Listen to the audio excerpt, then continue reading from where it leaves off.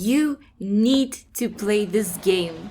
Long story short, Lynn's Island is a building, crafting, farming, and dungeon crawling game that is being released in October 2021. The link to the demo will be in the description below if you want to give it a try. For some perspective, I played the demo for about 7 hours and I had a blast. You should definitely check it out. If you are new to my channel, hit that subscribe button, it's right over there, and why not drop a like? I hear if you drop a like on this video, the video will like you back. Unconfirmed, but it's worth a test. I can't believe this game has eluded me for so long. Lynn's Island is a lot of fun. Let me just start off by saying this demo kept me thoroughly entertained for a few hours. What I especially loved about the demo was you basically just get thrown into this world with an axe and a pickaxe, and that's it. There is no tutorial, no hand holding. You need to figure it all out on your own, which I actually appreciate. As someone who has been playing games for my entire life, I don't think I need a tutorial that teaches you how to move, look around, and so on. The beginning of this demo reminded me a lot of Stardew Valley, where you basically just need to start playing and there isn't any direction or guidance given to the player. Lynn's Island will be fully released in October this year. No early access nonsense. This is a full release, which I am very excited about. Before I show some of the extremely fun core features of this game, it is important to note that I'm showing off the demo, and we can expect the full release to be much more comprehensive and fleshed out. With that being said, you start the game with only a pickaxe and a wood cutting axe. Naturally, you can chop down trees for wood and hit rocks for stones. You shouldn't just spam your buttons like I was doing in the beginning. If you time your keys properly, your next hit will do more damage and you can harvest minerals faster. This very small attention to detail actually makes these repetitive tasks a little bit more fun, which I actually appreciate quite a bit. It is similar to Rust. We have to hit the X on the trees. It's just about timing. You can also hit bushes for fiber and seeds that you can plant. So yes, there is farming in this game.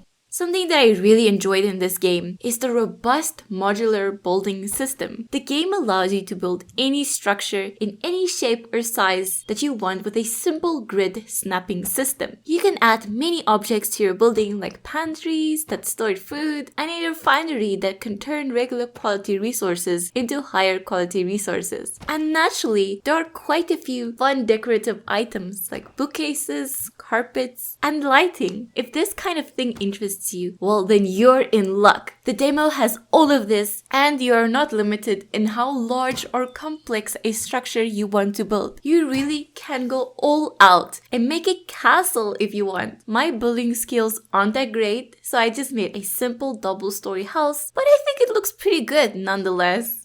There is also a pretty basic farming mechanism in the game. You build these large garden pots. We can plant up to 9 seeds in them. In the demo, there are blueberries, pumpkins, and a bunch of flowers that you can plant. We can definitely expect more seeds in the full release. You simply plant the seeds and then water them with a watering can, and then after a few days, you can come back and collect all of your crops. So far, the farming mechanism is pretty simple, but it's quite fun. Since I love farming games, naturally, I had to plant a bunch of crops, and you can sell these for a ton of money at the boat.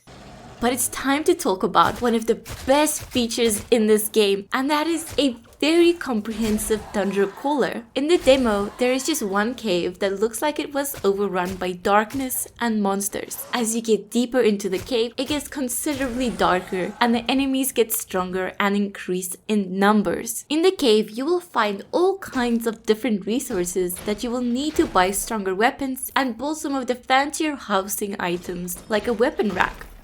You'll find many of these monsters which pack quite a punch. You don't start the game with a weapon, and I tried to defeat one of them with an axe. Of course, it didn't go well, but I did manage to defeat a single enemy. There are only a few weapons in the demo, so I went from buying the cheapest sword to buying a katana quite quickly. But let me tell you this, the katana is so cool. Every weapon has its own unique skills and animations, and the katana just feels right. It has quite a long range and has a fast attack speed. Going from the basic short sword to the katana made the combat really fun for me. There are quite a few enemies and they hit pretty hard. If you look under the health bar, there's a bar for armor, but there isn't any armor in the demo. I really can't wait for the full release. Just imagine tougher enemies, upgrading your armor, and maybe even boss fights.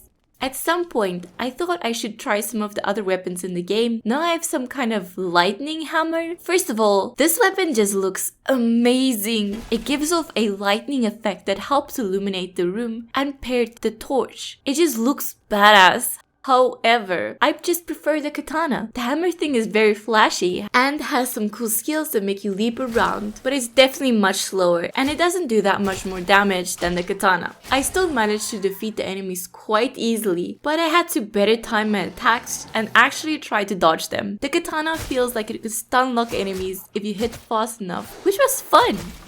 This dungeon also has some basic jumping puzzles with traps, which was a fun added bonus. I like a dungeon that isn't just about defeating enemies. Some jumping puzzles and obstacles add some very fun variations to dungeons, and I appreciate it.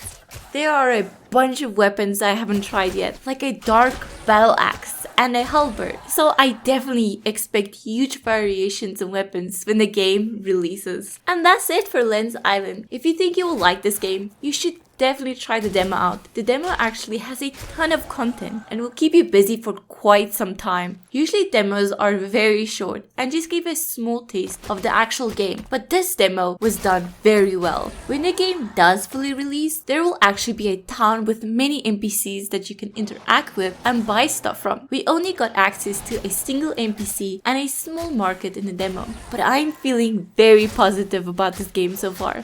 I believe the game will be released as single player only, but the developers will be releasing a multiplayer update sometime after the initial release. Then you can conquer the dangers in the caverns with friends.